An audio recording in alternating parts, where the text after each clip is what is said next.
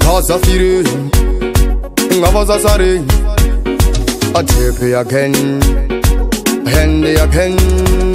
Alright, that was again. I go kona pangu kwa swesa paketo. That was again. I go kona pangu kwa swesa paketo. Ukona pangu, ukona pangu, ukona pangu. Ukona pangu, ukona pangu, ukona pangu. Atipi ndiro rangsita taura pafeya panangari dzima ungotauriza pana chinobuda mchingosika vese vanofunda ndovapanya panya ndovasika tsika novakiya kiya ndovapanya panya ndovatsika tsika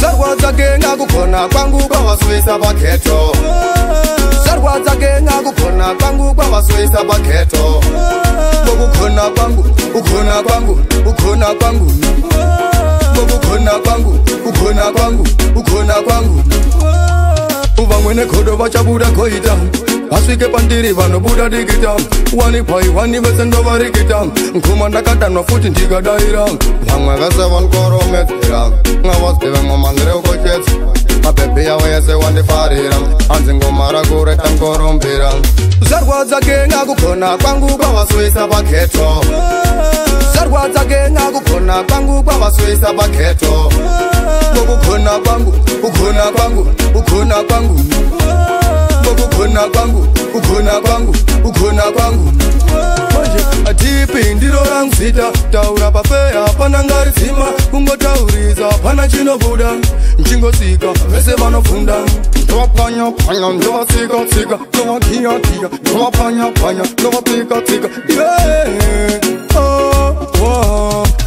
zarwadza kenga kukona kwangu kwavaswisa paketo zarwadza kenga kukona kwangu kwavaswisa paketo ukona kwangu ukona kwangu ukona kwangu ukona kwangu ukona kwangu ukona kwangu uvamwene khodo vachabuda khoita vasvike pandiri vanobuda dikita wani pai wani vese ndovarikita nkuma ndakadanwa futi ndikadaira vamwe vese vankoromedzera ngavasive mwamanzire ukochetsa mabhebhi yavo yese wandifarira hanzi ngoma rakureta nkorombera zarwadza kenga kukona kwangu kwavaswisa paketo zarwadza kenga kukona kwangu kwavaswisa paketo ukona kwangu ukona kwangu ukona kwangu ukona kwangu ukona kwangu ukona kwangu